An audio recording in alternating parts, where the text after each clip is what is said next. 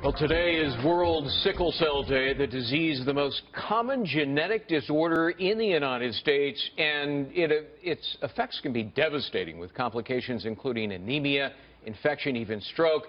Back to Dr. Siegel, who joins us by Skype. So talk to us about this disease and the symptoms. Well, Greg, what is sickle cell disease? And as you said, it's World Sickle Cell today. World Sickle Cell Day today. What is it? Well, normally a red blood cell is round. It looks like a donut. But when you have a genetic abnormality, this is inherited. If you get two genes from different parents, you could end up with what's called a sickling. And it's just what it sounds. It looks like a sickle.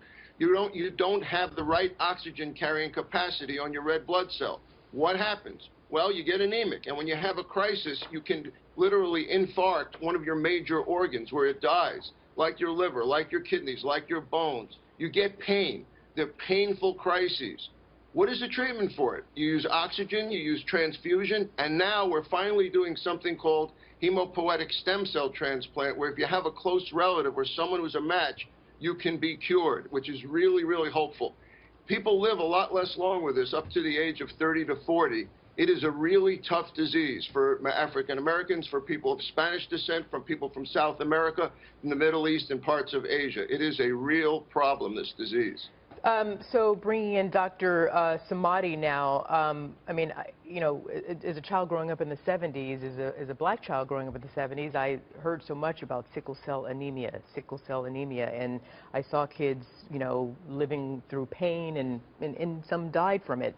Why is it that kids are so affected by this disease? And then also after that, if you could answer, I believe that you see different effects of it as a urologist. Yeah, so this is an invisible disease, and these kids that are going through this, as we said, if both parents have the trait, about 25% of the children can get the disease. They're hiding it because it's embarrassing. They can't concentrate in the school. They get this crisis where they get swelling joints and arms and legs, and it really affects it. And when you're a teenager, it's really embarrassing in front of other people. But what happens with sickle cell is that those cells can actually clump, and you have occlusive crisis. If it happens near the heart, they can get heart disease or heart attack.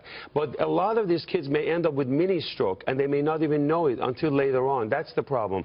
Or they get this severe pain that they can paralyze them, and they have to go to the hospital. It's a real big problem. So as a urologist, unfortunately, we deal with this a lot because I see young teenagers, African Americans, without taking any medications, without any Viagra or any other treatment, they come in with very prolonged erection, which is painful. Same concept.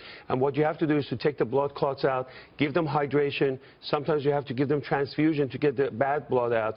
And stem cell is probably one of the ways to go to treat this. And if I may, Dr. Mark, ask you, because if stem cell is the way to treat it, is this something that's covered by insurance? Generally not. That's a great point, Arthel. It's very, very hard to get insurance to cover this because insurance doesn't like to cover things that are for small groups of people.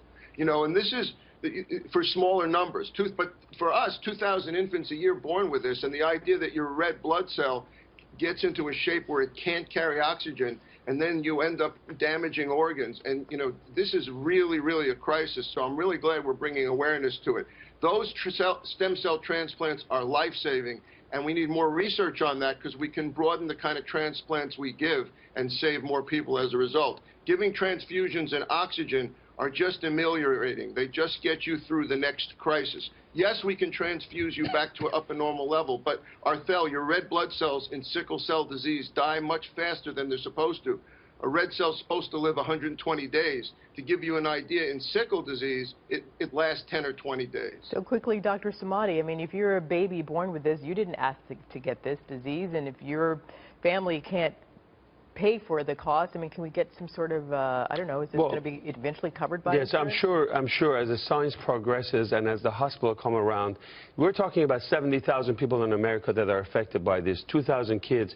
We should be able to cover them, and absolutely, it's a must. But the message to a lot of teenagers that have this problem on June 19th is ask for help. It's not embarrassing. This is not something you have to live with.